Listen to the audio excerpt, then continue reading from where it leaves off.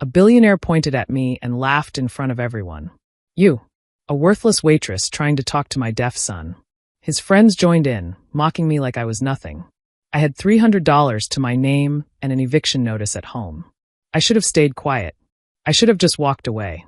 But when I saw the tears in that young man's eyes, when I saw his father humiliate him for being deaf, something inside me snapped. What I said next didn't just silence that entire restaurant. It destroyed a $7 billion empire and changed 2 lives forever. This is my story, and I promise you, you won't believe how this ends. Every single second matters, so please, stay with me until the end. If you love stories where courage defeats cruelty, where the underdog wins, hit that like button right now, and let's begin. Welcome to Voice of Granny. While you are here, please hit the subscribe button and comment your view on the story and where you're watching from. Let me tell you about Sarah. She's someone you'd walk past on the street and never notice. Just another face in the crowd, another person trying to survive in this big, overwhelming world. But what happened to her one Friday night? Well, it changed everything. Not just for her, but for so many people. This is her story, and I promise you it's worth hearing. Sarah was 26 years old and completely alone. No family to call when things got hard. No partner to share the burden with. No children to give her hope for tomorrow. Just her, living in a tiny apartment where the walls were so thin she could hear every argument, every footstep, every lonely sound from the people around her. Some nights, she'd come home so tired she could barely stand. She'd heat up some cheap noodles, eat them standing at her kitchen counter, and then collapse into bed, wondering if this was all life would ever be. She worked at a place called the Silver Rose, a fancy restaurant in the heart of downtown. You know the type of place I'm talking about. Crystal chandeliers hanging from the ceiling, white tablecloths so clean they looked like fresh snow, wine bottles that cost more than most people's rent. Rich people came there to be seen, to show off, to remind themselves and everyone else that they had money and power. Sarah had been working there for almost 2 years, and honestly, those 2 years had beaten her down in ways she never expected. The customers treated her like she was invisible, like she was just part of the furniture. They'd snap their fingers at her, complain about everything, and never once look her in the eye. Her co-workers weren't much better. They whispered about her behind her back, calling her awkward, saying cruel things like, "No wonder she's alone." And her manager? He took advantage of her kindness. He gave her the worst shifts, the most difficult customers, because he knew she wouldn't fight back. She couldn't. She needed this job too badly. 3 days before that Friday night, Sarah found an eviction notice slipped under her apartment door. She stood there in her tiny hallway, holding that piece of paper with shaking hands. $2,000 due immediately, or she'd be homeless. She checked her bank account right there on her phone. $367. That was everything she had in the entire world. She sat down right there on her kitchen floor and cried. Not the pretty kind of crying you see in movies. The ugly, desperate kind. The kind where you can't catch your breath and your chest hurts and you feel like you're drowning. She cried for 20 minutes before she pulled herself together, washed her face, and got ready for work. Because that's what you do when you have no choice. You keep going. Friday evening arrived, and the restaurant was absolutely packed. The busiest night of the week.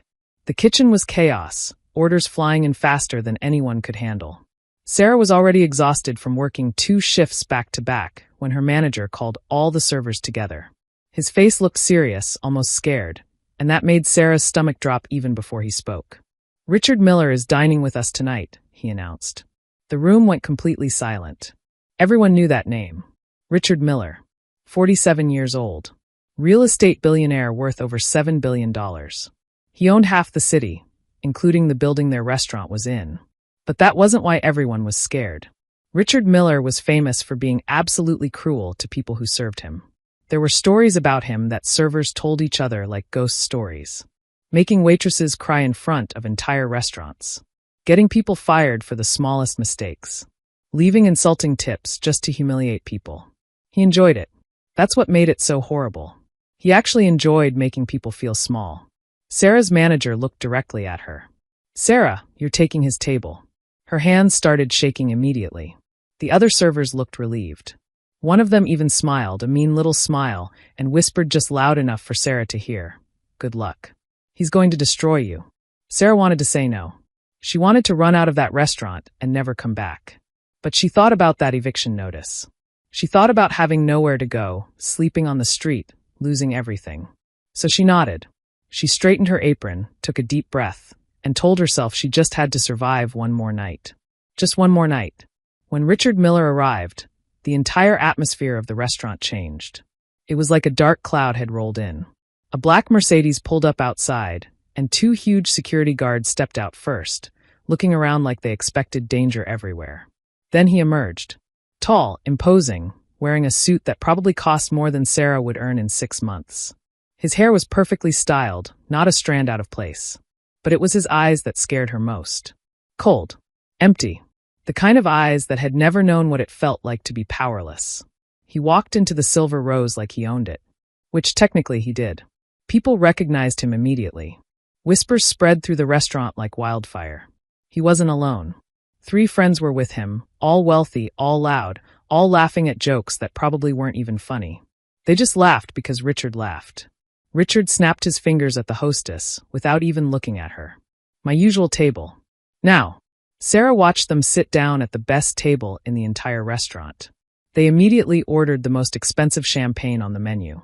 Sarah took a deep breath, grabbed her notepad, and walked toward them, her heart pounding so hard she thought everyone could hear it. This was it. The night that would change everything. She just didn't know it yet. Sarah approached the table with her best professional smile, the one she'd practiced 1,000 times in the mirror. The one that said, "I'm here to serve you and nothing you do will bother me." But inside, her stomach was twisted in knots. "Good evening, gentlemen. Welcome to the Silver Rose. My name is..." Richard Miller cut her off before she could finish. He didn't even look up from his phone. "Champagne. The 2009 Dom Perignon. You know what that is, or do I need to explain it to you?" His friends burst out laughing like he'd just told the funniest joke in the world. Sarah felt her face burning with embarrassment, but she swallowed it down, pushed it deep inside where all her other humiliations lived. "Yes, sir. I'll bring that right away. And what would everyone like to eat?" They rattled off their orders without looking at her. Expensive steaks, complicated preparations, special modifications. She wrote everything down carefully, staying professional, staying invisible. That's what you learn to do in this job. You become invisible, so they can't hurt you as much. About 10 minutes later, a young man walked into the restaurant alone. He looked completely out of place. While everyone else was dressed in expensive clothes, he wore a simple red hoodie and jeans. He moved slowly, hesitantly, like he didn't want to be there at all. This was Daniel, Richard Miller's 24-year-old son. Sarah noticed immediately that he was wearing hearing aids in both ears. She watched him spot his father's table and saw him take a deep breath, gathering courage before walking over. What happened next made Sarah's heart break. Daniel stood beside the table for a full minute while his father continued talking and laughing with his friends. Richard didn't acknowledge him. Didn't even glance up. Finally, Daniel gently touched his father's shoulder. Richard jerked around, clearly annoyed. "You're late. Sit down and try not to embarrass me." That was it. No hello. No hug. No warmth at all. Daniel sat down at the far end of the table, completely separated from the group. He stared down at his hands, and Sarah could see the sadness in his face even from across the room. When Sarah returned with the champagne and began taking the rest of the orders, she made her way around to Daniel. She smiled at him warmly, the first genuine smile she'd given all night. "And what would you like to order, sir?" He didn't respond. He was looking at his phone, completely unaware she was speaking to him. She tried again, a bit louder. "Excuse me, what can I get for you?" Still nothing. Sarah stepped closer and tried one more time. That's when Richard noticed. He started laughing. Not a quiet chuckle, but a loud, cruel laugh that made people at nearby tables turn and look. "Don't waste your breath, sweetheart. He can't hear you." His friends immediately joined in, laughing like trained monkeys. "He's deaf. Hello. Anyone home?" Richard actually waved his hand mockingly in front of Daniel's face. The laughter grew louder. Other customers were starting to stare now. Sarah looked at Daniel's face and watched it turn bright red with shame. He looked down at the table, trying to make himself smaller, trying to disappear. Something twisted in Sarah's chest. She moved around the table, so she was standing directly in front of Daniel, where he could see her face clearly. She spoke slowly and carefully, making sure he could read her lips. "Hi, I'm Sarah. What would you like to eat?" Daniel looked surprised, like he wasn't used to people treating him with basic kindness, basic respect. He pointed to the menu and said, "Grilled salmon, please." His voice was slightly different, the way some deaf people speak, but perfectly clear and understandable. Sarah smiled. "Great choice. Anything to drink?" Before Daniel could answer, Richard interrupted. "He'll have water. And make it quick. We don't have all night." Sarah nodded and started to walk away, but Daniel waved his hand slightly, trying to get her attention. He began making signs with his hands, asking her something in sign language. Sarah didn't understand. She didn't know sign language, but she could tell he was trying to communicate something, and she wished desperately that she could understand him. She shook her head apologetically and gave him a kind smile, trying to show him that she wished she could help, that she saw him, that he mattered. That's when Richard slammed his champagne glass down on the table. The sound echoed through the restaurant like a gunshot. Every conversation stopped. Everyone looked over. "Oh, this is Rich. Look at this, guys." His friends stopped talking and turned to watch, grinning like they were about to see a show. Richard stood up, and his voice carried across the entire restaurant. "Are you seriously trying to communicate with my deaf son? With your hands?" Sarah felt her face burning. "Sir, I was just trying to help." He cut her off. "Help? You? A minimum wage waitress?" His friends started laughing again, louder this time, encouraged by the audience. "What makes you think you can communicate with him? Do you have a degree in special education? Are you a speech therapist?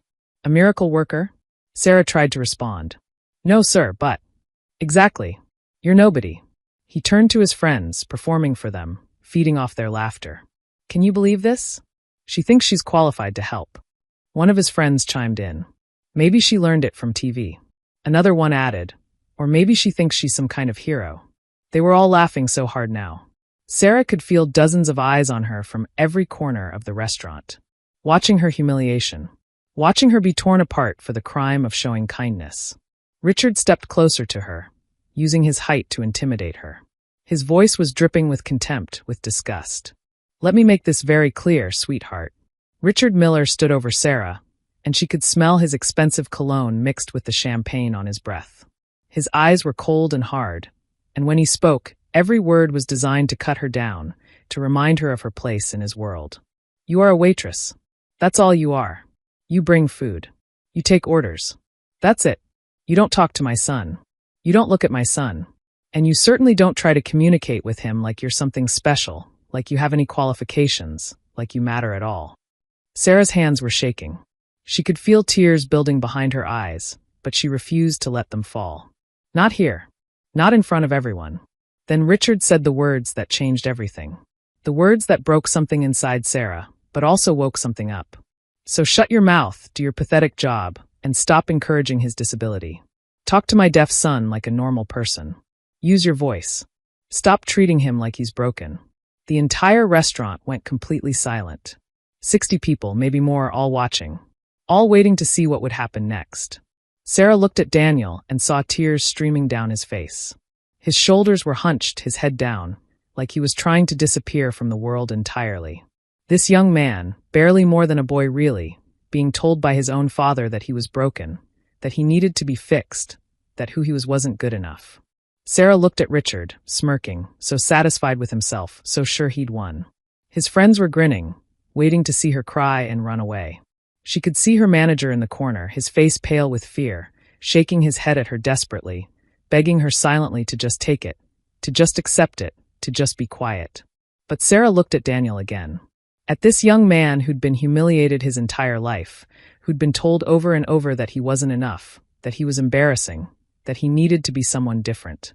And something inside Sarah, something that had been pressed down and buried under years of being treated like nothing, suddenly broke free. "No." Her voice came out quieter than she expected. But in that silent restaurant, everyone heard it. The word hung in the air like a challenge. Richard's eyebrows shot up. "What did you just say?"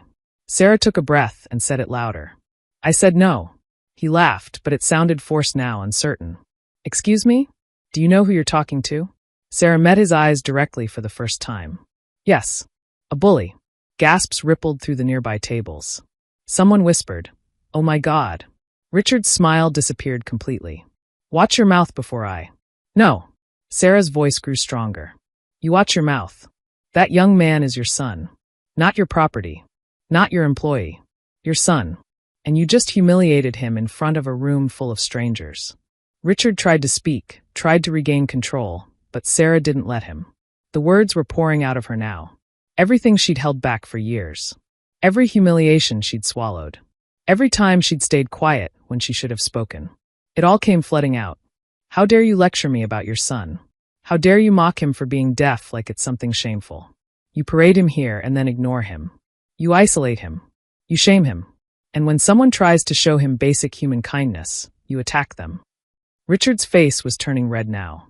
You have no idea what you're talking about. You don't know what it's like to. Don't I? Sarah's voice rose, and she didn't care anymore who heard. I can see exactly what's happening here. You're embarrassed. Not of him. By him. You're embarrassed that your son doesn't fit your perfect image. That he's not the trophy son you wanted. That he's different. How dare you? Sarah turned away from Richard and looked directly at Daniel. She spoke clearly, slowly, making sure he could read every word on her lips. You don't need to be fixed. There is nothing wrong with you. Being deaf isn't a weakness. It's not a disability that needs to be cured. It's just a different way of experiencing the world. And anyone who makes you feel ashamed of that is wrong. They're wrong. Daniel was staring at her now, tears still streaming down his face, but something had changed in his eyes. He looked like someone had just told him something he'd been waiting his whole life to hear. That he was okay. That he was enough. That he mattered exactly as he was. Sarah turned back to Richard, and her voice was steady now, strong, clear. The only person at this table who should be ashamed is you. You have everything. Money, power, success. But you use it to hurt people. You use it to hurt your own son. What kind of man does that? Suddenly, someone started clapping. An older woman at a nearby table stood up, her hands coming together in sharp, clear applause. She's absolutely right. More people joined in.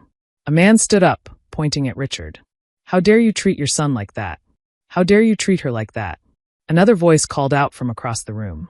She was just being kind. There's nothing wrong with kindness. The applause grew louder and louder, building like a wave. People were standing now, dozens of them, clapping and cheering. The sound filled the restaurant, drowning out everything else. Richard looked around in shock, his face going from red to white. His friends had stopped laughing. They looked uncomfortable now, shrinking in their seats. The entire restaurant was against him. The man who owned half the city, who could buy and sell most of these people, was being judged by them. And he was losing. Richard Miller's hands were shaking now. Not from fear, but from rage. Pure, unfiltered rage. He wasn't used to being challenged. He wasn't used to being told no. And he certainly wasn't used to being humiliated in public. His face had gone from red to almost purple. Shut up. All of you, shut up, he screamed at the crowd. But the applause didn't stop. If anything, it got louder. People were recording now on their phones. Sarah could see the little lights, dozens of them, pointed at Richard Miller as his perfect evening collapsed around him. Richard whirled back to Sarah, and when he spoke, his voice was shaking with fury. Do you have any idea what you've just done? Do you have any idea who I am? A father who failed his son, Sarah said quietly. That's who you are. I've spent millions on him. Richard shouted, and Sarah realized he wasn't even talking to her anymore. He was talking to the crowd, trying to justify himself. Do you know how much money I've spent on treatments? On specialists? On therapists and doctors and programs? I've tried everything to give him a normal life. To fix him, you mean, Sarah said. To make him fit your idea of normal. What's wrong with wanting your son to hear? Richard's voice cracked. What's wrong with wanting him to have every opportunity? Sarah felt something soften in her chest, just slightly. For a moment, she could see past the bully to a man who was scared. Scared of having a son who was different. Scared of not being able to control everything. But that didn't excuse what he'd done. It didn't excuse years of making Daniel feel broken. Nothing's wrong with wanting the best for your son, Sarah said, her voice gentler now. But the best thing you could do is accept him. Love him. Not try to change who he is. Richard opened his mouth to respond, but that's when a new voice cut through everything. A voice that had been silent for too long. Stop. Just stop it, Dad. Everyone turned. Daniel was standing up. His hands were gripping the edge of the table, and his voice was shaking, but he was standing. He was speaking. He was finally fighting back. Richard turned to his son, and for just a moment, Sarah saw fear cross his face. Sit down, Daniel. We'll talk about this at home. No. Daniel's voice grew stronger. I'm done sitting down. I'm done staying quiet while you treat me like I'm something to be ashamed of. I'm done pretending that you actually care about me. Don't be ridiculous, Richard said, but his voice had lost its power. Of course I care about you. Everything I've done has been for you. For me? Daniel laughed, but it was a bitter sound. Dad, you've spent millions trying to change me. But you know what you've never spent? Time. You've never spent time just being with me. Accepting me. You've never learned sign language, not even the basics. You've never asked me what I need. You just decided what you thought I should be and tried to force me into that mold. Richard looked like he'd been slapped. I was trying to help you. No. Daniel shook his head. You were trying to help yourself. You were trying to erase the embarrassment of having a deaf son. Because God forbid Richard Miller, the great billionaire, has a son who's different. Who's not perfect. Daniel, please. There was something desperate in Richard's voice now. But Daniel wasn't finished. He looked at Sarah, and his eyes were filled with tears, but also with gratitude. This woman, this waitress you just humiliated and insulted, showed me more respect in 5 minutes than you've shown me in 24 years. She didn't try to fix me. She didn't pretend I wasn't deaf. She just saw me. She treated me like a human being. Daniel turned back to his father. I'm deaf, Dad. Not stupid. Not broken. Not defective. Deaf. And you know what? I'm proud of it. I'm part of an amazing community. I have friends who understand me. I have a whole language, a whole culture that you've never even tried to learn about. The only thing I'm ashamed of is you. The restaurant was completely silent now. Even the kitchen had stopped its noise. Everyone was watching this moment, this young man finally standing up to his father. I'm done, Daniel said, and his voice was steady now, certain. I'm done trying to be the son you want. I'm done apologizing for existing. I'm moving out. I'm cutting contact. I'm going to live my life with people who actually accept me. He looked at Sarah one more time. Thank you. Thank you for being braver than I was. Thank you for showing me that I deserve better. Then Daniel walked out of the Silver Rose. He didn't run. He didn't storm out. He walked with his head held high, with dignity, with pride. And as he left, the entire restaurant erupted in applause again. People were standing, cheering, some of them crying. Richard Miller stood there, frozen, watching his son walk away. For just a moment, Sarah saw something crack in his expression. Something that might have been regret, or realization, or loss. But then his face hardened again, and he turned to Sarah. You're fired, he said, but his voice was hollow now. You'll never work in this city again. I own half the restaurants here. I'll make sure everyone knows your name. I'll destroy you. Sarah looked at him, and she realized she wasn't afraid anymore. You can't destroy me. I don't have anything left to lose. But you. She gestured to the crowd, to the phone still recording, to the empty chair where his son had been sitting. You just lost everything that actually mattered. Richard's mouth opened and closed, but no words came out. He looked around at the faces staring at him, judging him, and for the first time in his life, Richard Miller realized that money couldn't fix this. Sarah walked out of the Silver Rose that night expecting to feel devastated. She'd just lost her job. She had an eviction notice waiting at home. She had no backup plan, no safety net. By every practical measure, her life had just gotten worse. But as she stepped out into the cool night air, she felt something she hadn't felt in years. She felt free. She didn't know it yet, but someone in that restaurant had recorded the entire confrontation. A young woman named Grace, who was herself deaf, had captured everything on her phone. The humiliation. Sarah's stand. Daniel's speech. All of it. Grace posted the video online that night with a simple caption. Waitress destroys billionaire for mocking his deaf son. This woman is a hero. Sarah went home, heated up her last package of noodles, and fell asleep wondering how she'd pay her rent. When she woke up the next morning, her phone was exploding with notifications. Hundreds of them. Thousands. She thought something was broken. But nothing was broken. Everything had changed. The video had gone viral. Not just viral, it had exploded across the internet like a wildfire. In 8 hours, it had 20 million views. By noon, it was trending #1 worldwide. News outlets were picking it up. Billionaire's shocking treatment of deaf son exposed. Brave waitress stands up to cruelty. The comments were overwhelming. Thousands upon thousands of people sharing their own stories, thanking Sarah, saying they'd been inspired. The deaf community especially, they shared the video millions of times, adding their own voices, their own experiences of being treated like they needed to be fixed. Sarah's phone rang. A reporter from the local news wanted an interview. Then another. Then another. Her voicemail filled up within an hour. But the messages that made her cry were the other ones. Job offers. 37 different restaurants, cafes, and hotels, each offering her better pay and better conditions than she'd ever had. The manager of a beautiful restaurant downtown offered her triple her previous salary and benefits. But the message that meant the most came from Daniel. Can we meet? I want to thank you properly. And I want to help you. Meanwhile, Richard Miller woke up that morning to complete disaster. His phone had 300 missed calls. His PR team was in full panic mode, telling him the situation was catastrophic. The board of directors of his company demanded an emergency meeting. They wanted him to resign immediately.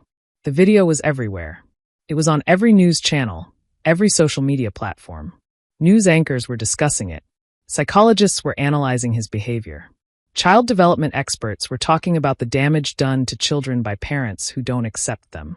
The deaf community organized protests outside his corporate headquarters. Richard's company stock dropped 30% in 4 hours. Major clients canceled their contracts. Investors pulled out hundreds of millions of dollars. His social media accounts were flooded with over 1 million angry comments. Business partners distanced themselves. His reputation, built carefully over 3 decades, was destroyed in one night. Sarah met Daniel at a small coffee shop a week later. He looked completely different. Lighter somehow, like a massive weight had been lifted from his shoulders.